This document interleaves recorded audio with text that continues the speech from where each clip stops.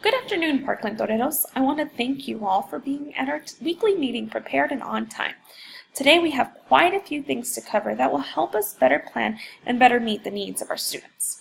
Before we begin, like every other meeting, I want to start off with our positive shout-outs. I want to thank you all for devoting your time to all of our scholars. We kicked off tutoring this week and everyone has been working extremely hard to help our students close those gaps. I want to thank our aides, who are the first people the students see and drop off in the mornings. It's getting a little colder and they still have a smile on their face greeting all of our students. Thank you all for your hard work. On the agenda for today, we will look at what is backwards design, what we already know about backwards design, and why backwards design is important. We will dive into a 6th grade math TEK and get the opportunity to plan with the end in mind. Before we begin, I want to activate your prior knowledge. What is it that you already know about backwards design? Some of you may already be familiar with the term, and if you are not, don't worry, by today's professional development, you will be. I want to give you a few minutes to think about what you already know. Have you heard the term backwards design before? Have you implemented it when planning? It is important to activate your students' prior knowledge and then to give them the opportunity to turn and talk. At this time, I want you to share with your grade level what you already know. Great! It looks like we have quite a few of you who have heard the term backwards design. And again, if you haven't, today you will learn more information. How many of you set a New Year's resolution? When we set a resolution, we know that that is our end goal. In order for us to meet our resolution, we need to set clear expectations and work on that goal. We need to have that goal at the forefront of our planning. Setting New Year's resolutions reminds me of backwards design. We must know where we want to be, what goals we want to reach, and what our expectations are. We really need to keep that goal in mind in order for it to become part of our planning and in order for us to meet that goal. Backwards design will help us plan with our goal in mind and will enhance our teaching and student performance. When you know what goal you want to achieve, you can plan how to meet those goals. What is backwards design? Backwards design is, according to the 7 Habits of Highly Effective People by Stephen Covey, he mentions that effective people begin with the end in mind. They have a clear understanding of where they want their destination to be. It means you know where you're going so that you can plan your steps to get there, to get to your end goal. Backwards design is defined as having a clear purpose and intentions to ensure that you are planning and executing your plan. The backwards design approach consists of 3 stages. Our first stage is identifying the desired results. At the first stage, we really look into our goals. What should the students be able to do? What specific knowledge is needed? Identify the goals first by looking at the TEKs, looking at the standards. Know where students need to be within that unit, semester, and year. Really look at the TEKs and review the curriculum. Establish goals, understanding, and knowledge students will need to know. And step 2 is determining acceptable evidence. In the second step, we look at the evidence of learning. How do we know if our students are meeting the desired goal? Have they met the standards? Have they met their goal? How will we know? We need to first think of the assessment before the activities. We need to think of various forms of assessments, such as performance tasks, projects, checks for understandings, and unit quiz or test. This is different from how we've planned in the past. Most of us have focused on the activities we should do before diving into the assessments. It is important to know how the goal will be assessed. Stage 3 is planning learning experiences and instruction. Most of us are familiar with this stage.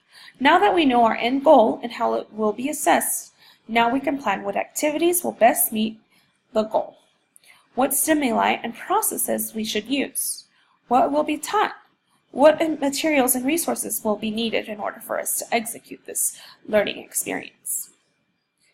Now, instead of looking at activities, textbooks, or past lessons, we look and set targeted goals. We will begin with the end in mind. Why backwards design, you ask? Backwards design is deliberate, clear, and focused. Instruction will be purposeful and aligned to achieve specific goals. When we plan deliberately, student achievement will rise. Let's take a look at a 6th grade math TEK using backwards design. Today we are working with 6th grade math teachers. We will look at a TEK that will be addressed in the near future. 6.8b states that students will apply mathematical processes to use geometry to represent relationships and solve problems. The student is expected to extend previous knowledge of triangles and their properties to include the sum of angles of a triangle, the relationship between the lengths of sides and measures in a triangle, and determine when 3 lengths of form a triangle. In stage 1 of backwards planning is looking at the desired results. We need to use the standards to come up with the goal. What do we want the students to take away from the lesson? In this case, students will be able to determine the length of sides and measure the sides and angles of triangles. We need to ask ourselves, what is the big picture? What questions will help transfer the learning? And what will the students be expected to learn? Here, in this instance, the established goal is that students will be able to determine the length of sides and measure the sides and angles of triangles. Their understanding is that students will be able to understand the relationship between the length of sides and measures the angles in a triangle. Questions include, what is the measure of the missing angle? How can we determine the lengths and angles of a triangle? Students should know how to calculate length and angles of a triangle. Now that we have our goal in mind, we can move on to stage 2. Stage 2, again, is determining acceptable evidence. What is the most important for our students to know? How will it be addressed? How will it be assessed? How do we know that our students met that goal? What serves as evidence of their understanding? We should use a variety of informal and formal assessments. Here I have a few of the release star questions from the past, an example of a project and performance test. One project example could be students finding real-world examples that depict the geometry terms. A performance task could be students explaining why the right triangle shown has an area of 20 square units. We can use quizzes, test, release test questions, project performance tasks, and even checks for understandings. Now that we know what our goal is, we know how it will be assessed, we need to really focus on what activities the students will do during the unit and what materials will be needed based on the goal we have in mind. We can use resources such as a video, math textbooks, manipulatives. We can use direct instruction, group work, stations, center. Some activities could include finding the angles of triangles made with tape. Here I've included different activities that we could use. We could have a challenge activity. We can have tape on the tables where they determine what the angle is for the triangles. Students can find the angles of the door. Students can create their own notes, like the area of triangle anchor chart. Backwards planning will help you target specifically what your goal is and achieve those goals. Today I have provided you with the planning document that will help you plan with the end in mind. The rest of the afternoon, you will be given the time to plan using the backwards design model. I want you to focus on your next unit. What is the goal? How will you assess? And what activities help you meet the goal? During our PLC this year, we will flip the TEK by backwards planning. We really want you to focus on first, coming up with a goal.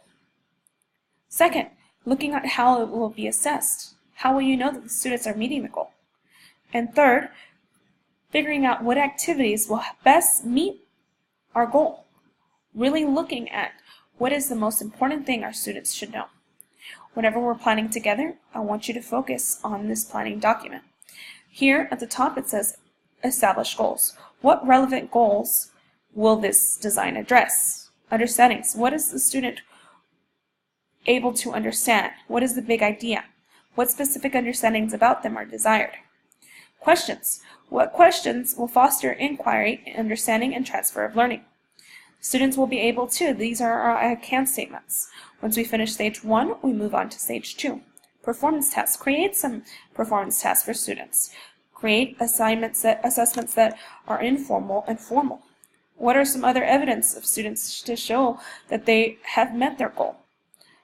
Quizzes, tests, academic prompts. Once we've done that, we are able to move on to stage 3. What learning experiences or instruction will enable students to achieve the desired results? How will the design help the students meet that goal? Today, when you're planning, I hope that this training has taught you the importance of planning with the end in mind.